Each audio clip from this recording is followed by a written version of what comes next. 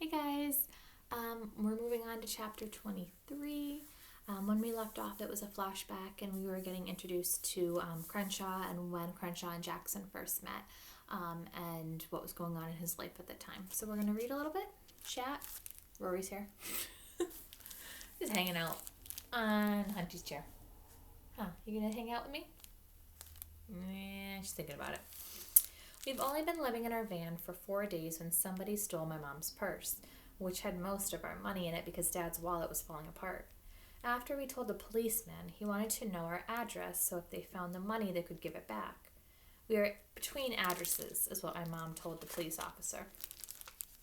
Ah, he said. He nodded like he figured out a hard math problem. My parents and the policeman talked for a while. He gave them the address of 2 homeless shelters where you can sleep at night. The dads go to one, and the moms and kids go to another. No way, said my dad. Not happening. Robin said, we're camping in our car. The policeman looked at Aretha, who was licking his shiny black shoe. He said that no animals were allowed at either shelter. I asked if that included puppies. Sadly, he said. I told him my teacher, Mr. V, had pet rats. Rats are especially not allowed, said the policeman.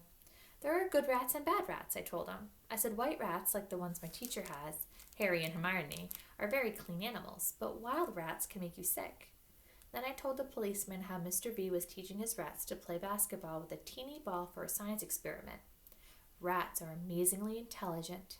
Basketball? The policeman repeated. He looked at my parents like maybe they should be worried about me. Then he gave my mom a little white card with phone numbers on it. Social services, shelters, food pantry, free clinic, he said. Check back with us about the theft. Meantime, hang in there, folks. We were almost to the car when I heard the policeman call, Hey, Ratman! I turned around. He waved to me. When I got there, he said, How's their jump shot? The rats, I mean. Not so good, I said, but they're kind of learning. They get treats when they do something right. It's called pause.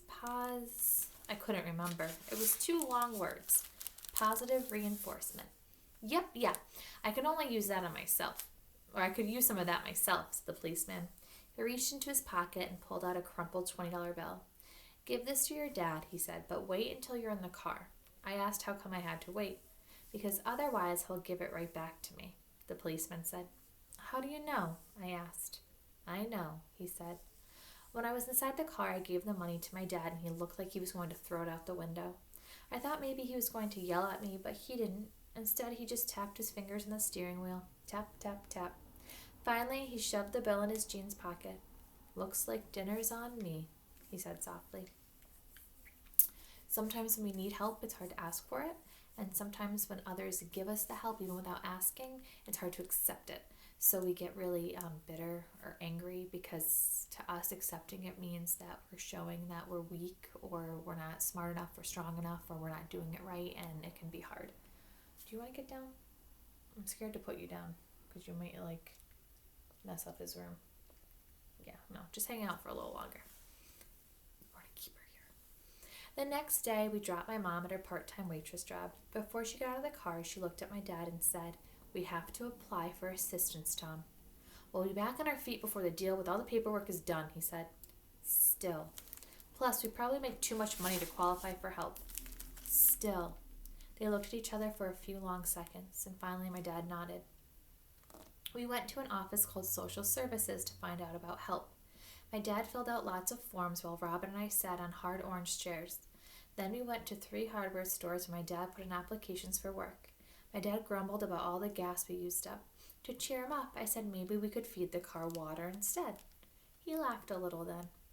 Not having enough work is tough work, my dad told my mom when she joined us in the car after her shift. He took a deep breath and blew out hard like he was facing a birthday cake with too many candles. Dad, I said, I'm kind of hungry. Me too, buddy. Me too. I almost forgot, my mom said, reaching into her tote bag. I grabbed some of the bagels that the chef was about to throw out. She pulled out a white paper sack. They're pretty stale, though, and they're pumpernickel. Well, that's a start, said my dad. He stared out the window, and after a moment he clapped his hands. Okay, let's get this show on the road. Guess I can't stall any longer. My mom touched his shoulder. Are you sure about this, Tom? I get my paycheck tomorrow. We could go to the food pantry or the shelter. Nope, I got this. He smiled, but it didn't look like a real smile to me. I'd rather do a little performing than stand in another endless line at some office waiting for a handout. We drove to the back of the restaurant. My dad found a nice clean box in the dumpster. "Are you making the begging sign?" I asked him. He'd been talking about it off and on with my mom since our money was stolen. "Given that I'll be singing for our supper," he said, as he tore the box into pieces. "I prefer to call it a request for gratitudes." "What's a gratitude?" I asked. "A tip. Money you give someone like a waiter," my mom said. "When we were young, your dad and I used to be street performers before we had a regular job. Lots of musicians do it." "I've got this down to a science," said my dad. "First off, you need a cardboard sign. Then you need a busy intersection. The best corners have long stoplights. It might not hurt to take Aretha, my mom said. "People love dogs," I told my dad. "I bet you'll make a lot more money with a dog." "Can I borrow a marker, Jackson?" my dad asked. I handed him my blue marker. "That guy in the corner by Target, he has a puppy." My dad studied a cardboard rectangle. "No prop puppies." "Write God bless at least," my mom said. "Everyone writes God bless." "Nope. As it happens, I have no idea what God is up to." My mom sighed. My dad scribbled something on the cardboard like he was in a hurry to go somewhere else. He held up the sign and asked what we thought. I didn't answer right away. In second grade, my dad got a D in penmanship, which is how you make your letters. He did not improve with age. "What's it say?" I asked. "Thank you." "Well, it looks a lot like thank you." He shrugged. "Even better." We drove to a busy corner and parked next to a Starbucks. It was a cool and rainy kind of day.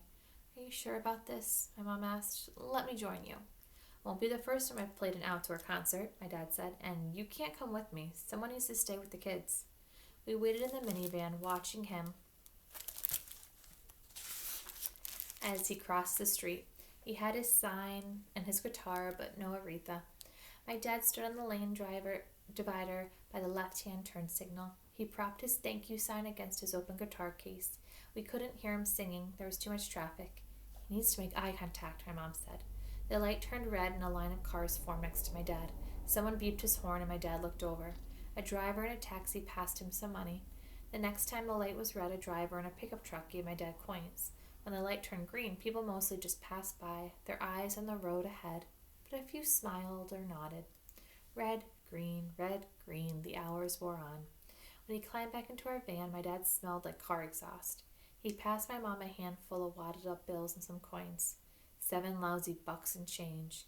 "It's really starting to come down," my mom said. "People don't like to open their windows when it rains." She gazed at the wet bills. "We could try up by the mall. Maybe it's just a bad corner."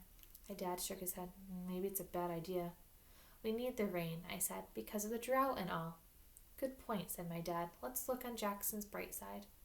After a while, the rain slowed to a drizzle. We drove to a park so my mom and Robin could get some fresh air. She said Robin was going stir-crazy. "How about you come too, Jackson?" my mom asked as she undid Robin's car seat straps. "Nah, it's too wet," I said. "You're both going to get wet," my dad warned. "Robin's getting antsy," my mom said. "We can dry our clothes on top of the car when the sun comes out." Day just gets better and better.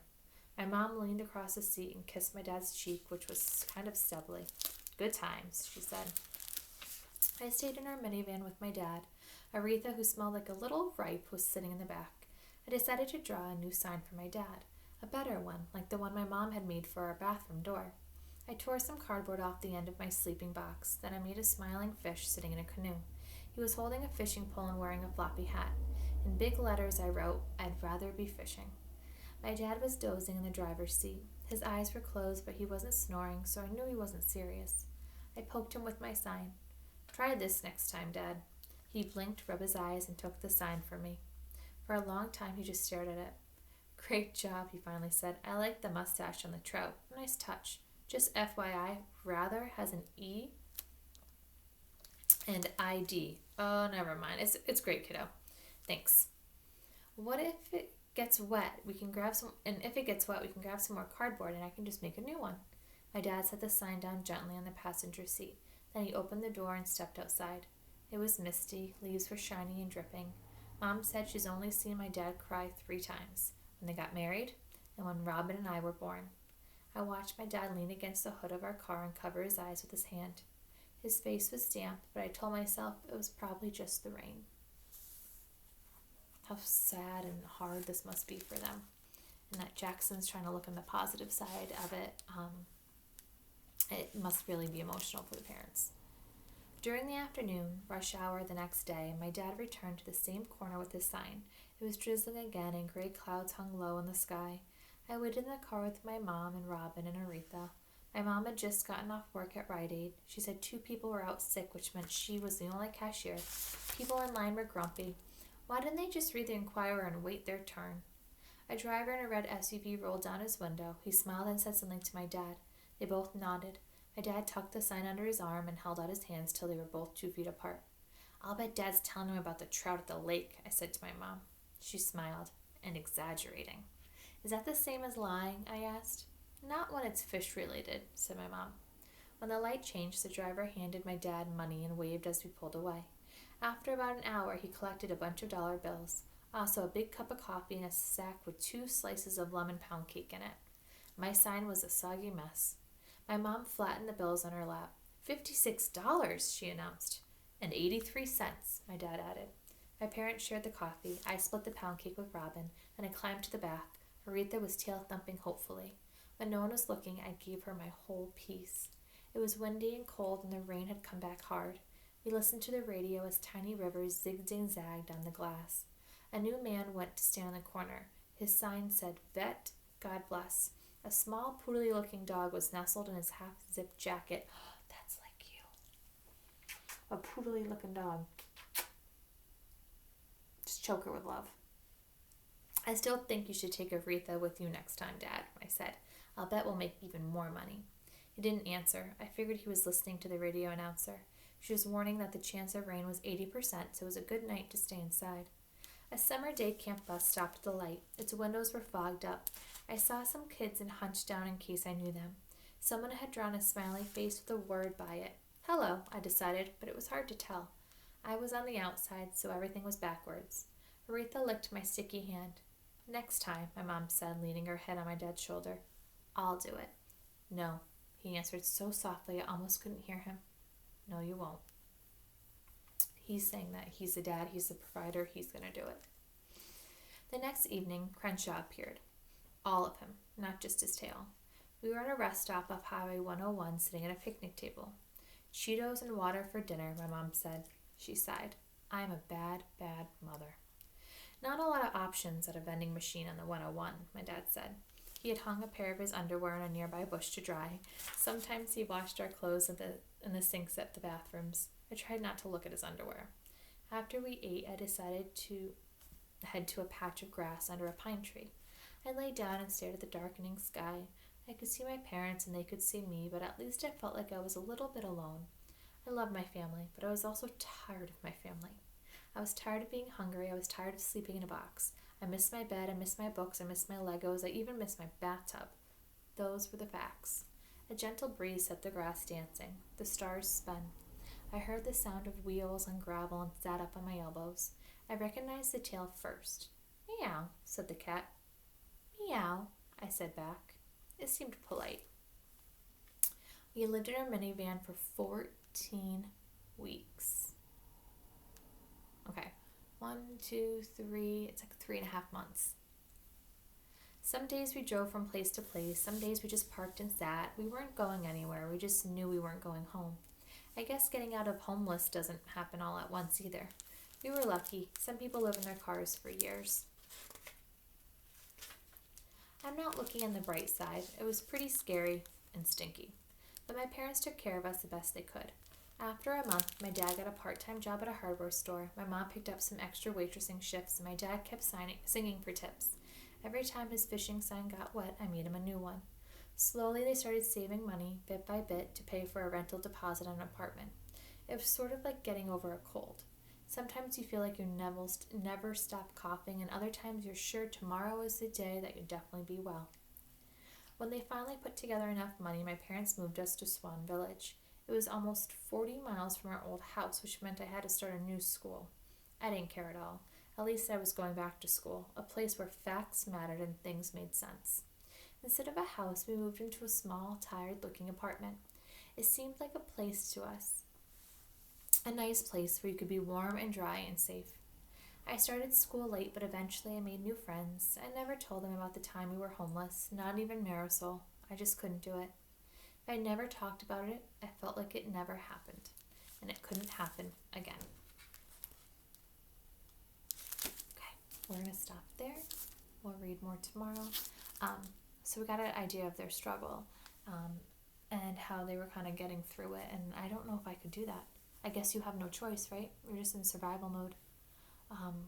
Makes you thankful for what you do have. Well, at least it does for me. I hope it does for you. So the next few chapters talk about Crenshaw's role he played in that time that they weren't living anywhere. And I think it's going to flash forward after that. That's my thought.